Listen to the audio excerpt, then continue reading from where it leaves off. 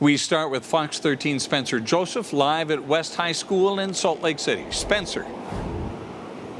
Yeah, good afternoon, Bob. And it really is one of these things where so many people are going through this and checking how they feel about it. I've talked with physicians, parents, the advocacy group Utah Parents United, as well as politicians, and all of them have different messages about how they feel about this latest move.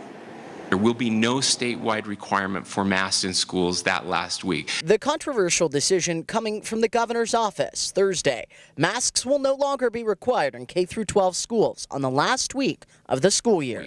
So give kids an opportunity to see their teachers, to see their friends, to spend that last week together without masks if they so choose. The governor says now is the time, citing low case counts as well as expert opinions and superintendents across the state. I mean, getting out of a pandemic is almost as messy as getting into a pandemic, right?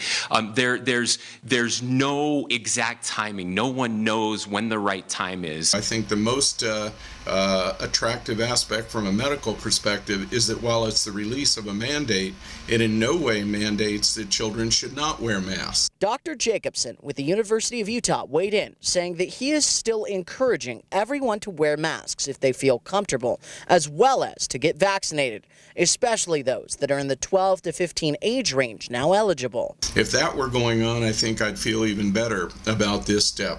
We're disappointed that the action wasn't taken to remove masks immediately. While she has mixed feelings about the announcement, CORRINE Johnson with Utah Parents United feels pressure from her group helped make it happen. Parents have been very vocal for the last couple of months that they want the ability to make health decisions for their children. And one such parent who has been very vocal about it is Mike Brown. I'm glad he's lifted it, even though he's, a half-hearted measure, the last week of school, and the pressure's going to stay on him to do the right thing. Yeah, every one of these decisions is unpopular, but at some point we have to move out of this, and some will disagree, but I think the majority would agree that we're hitting that at about the right spot. In closing, Dr. Michelle Hoffman, Deputy Director of the Utah Department of Health, shared her thoughts. He listened to all stakeholders. I had an opportunity to weigh in.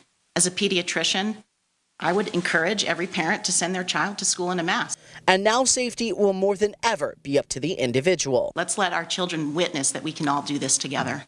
Let's not use them as instruments either. So now this goes down to the districts themselves. If they do nothing, if they put forth no further action, then the mask mandate will end on each respective ends of their school dates. But the districts do have the right to come up with their own mask mandate if they want to continue that through the last week of school. Live at West High School, Spencer Joseph, Fox 13 News.